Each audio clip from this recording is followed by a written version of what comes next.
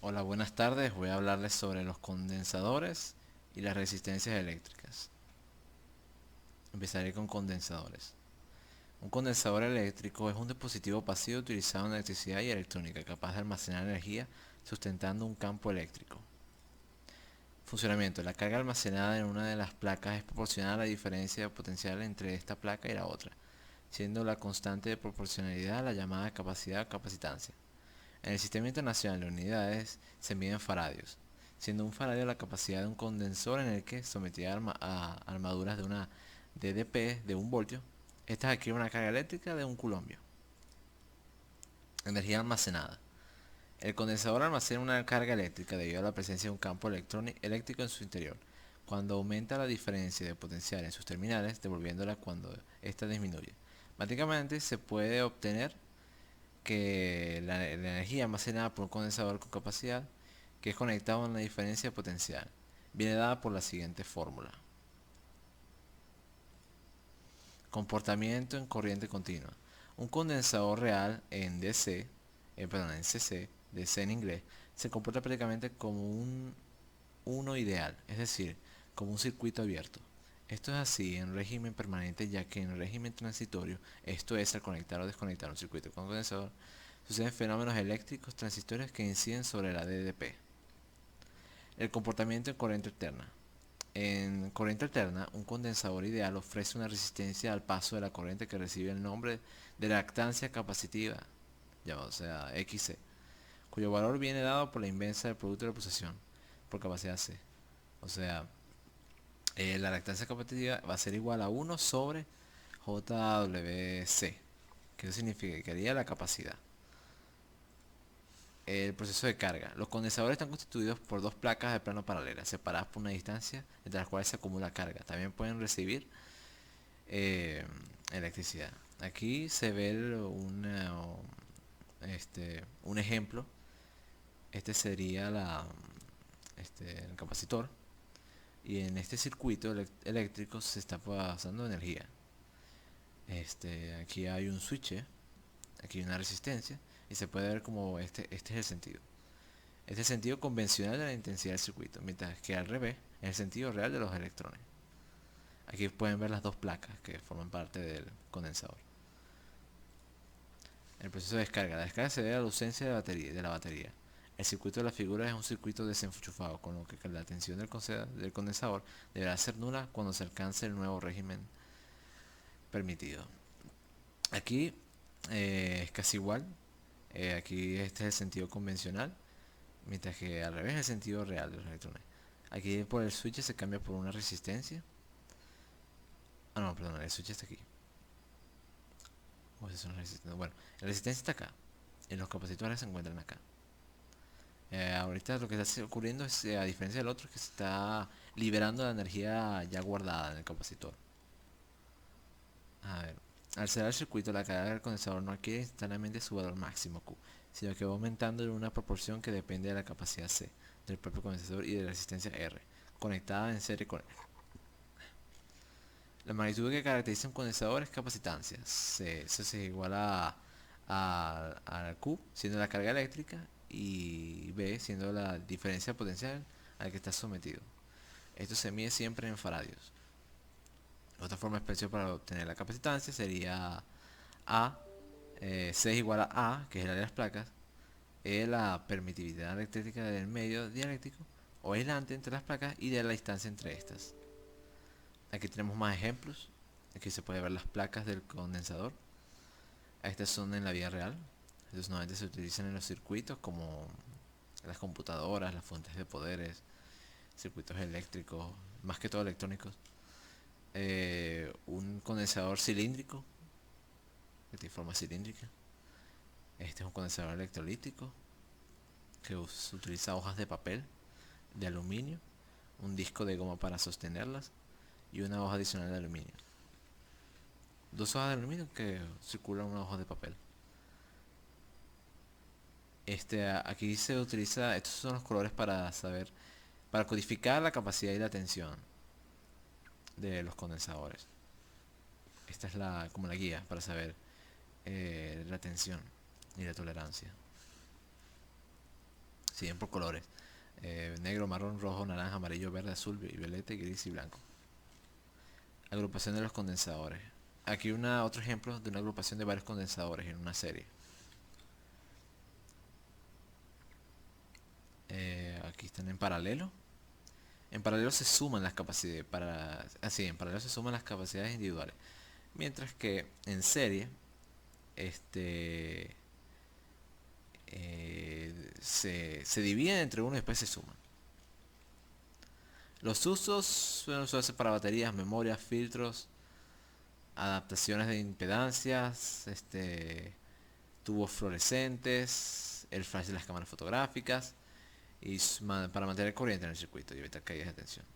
Ajá, resistencias. La resistencia eléctrica es una característica asociada a los materiales de uso común en la electricidad. Conociendo el valor de la resistencia de un conductor o aislante podremos determinar hacia la idea de su comportamiento en el circuito. También las resistencias se utilizan para comprobar experimentalmente cómo la resistencia eléctrica de un material depende de sus dimensiones y de la naturaleza del mismo. También se puede comprobar que la resistencia tiende a elevarse con la temperatura. Normalmente se utilizan es para eh, delimitar el voltaje en un circuito eléctrico, para reducir su resistencia. Sí. Resistencias, conductores y aislantes. Para el funcionamiento de un circuito eléctrico existen dos elementos básicos: los conductores y los aislantes. Unos tienen una tanta importancia como los otros, mientras que los primeros permiten el paso de la corriente, los aislantes los bloquean. Así, por ejemplo, un cable eléctrico con que hemos utilizado para la experiencia está formado por un alambre metálico de cobre. El cobre es altamente conductor. Al contrario, se encuentran los aislantes como la porcelana, el aceite mineral, el caucho, vidrio, algodón, seda, papel, plástico. El objetivo de los aislantes es reducir el paso de corriente. Ajá.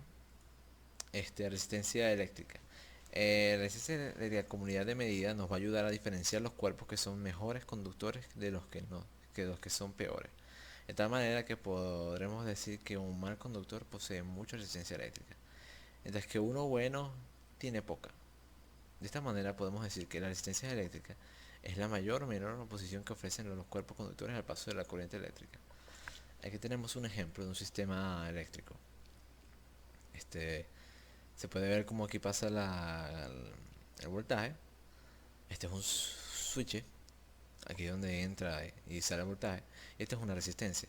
La resistencia sirve para disminuir el paso de voltaje. Y suelen ser mostradas así, como así o así o así.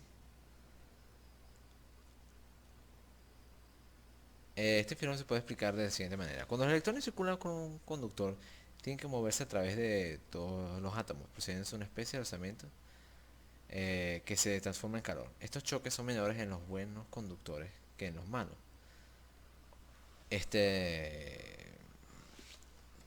Seguimos. Medida de la resistencia eléctrica. Un aparato que se utiliza mucho para medir la resistencia eléctrica es el ómetro. Para medir el valor de una resistencia bastará con conectar los extremos de esta en unas puntas del ómetro. Hay muchos tipos de ómetros. Uno de los más conocidos y más utilizados para medir resistencias de una forma aproximada en el que incorpora el polímetro. Aquí tenemos el polímetro. Se utiliza mucho para medir la resistencia.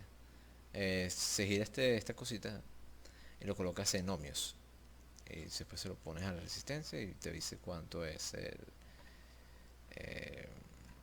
cuánto es el valor de la resistencia.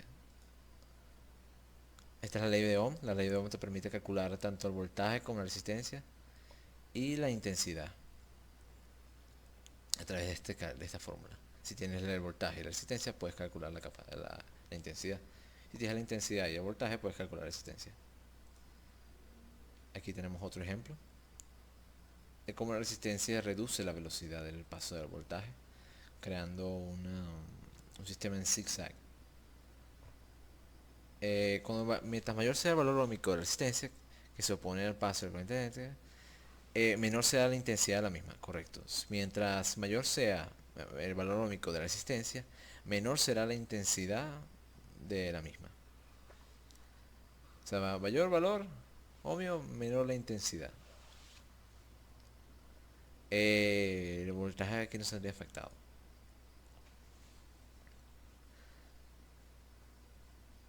Aquí tenemos varias fórmulas utilizando trabajo y tiempo igual a potencia, otra potencia igual a energía sobre tiempo, que también se puede trasladar aquí. P es igual a B por I. ¿Qué más? ¿Qué más? Ajá, protección de los circuitos contra los cortocircuitos y sobrecargas. Los excesos de temperatura que se pueden producir en los conductores por el efecto Joule los pueden destruir inmediatamente. Es el caso del cortocircuito.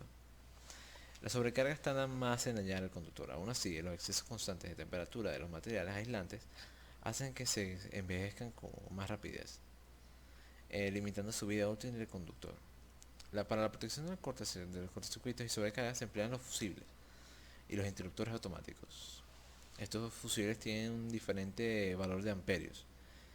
Normalmente se recomienda un valor bajo para experimentos y creaciones de circuito. Así corres menos riesgo de crear un cortocircuito, una sobrecarga que te termine rompiendo, sea lo que sea que estés armando. Aquí entramos en detalle más con el cortocircuito. Aquí tenemos un ejemplo de un cortocircuito. Dos cables rompiéndose y uno conectando con el otro.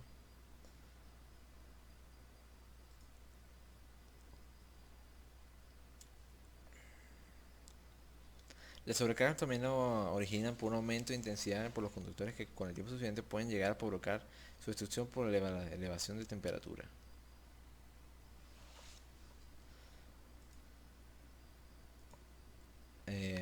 Aquí entramos más en detalle a los fusibles. La resistencia de un conductor aumenta más que todo con su longitud. Mientras mayor sea la longitud de la resistencia, este, mayor será su valor óhmico.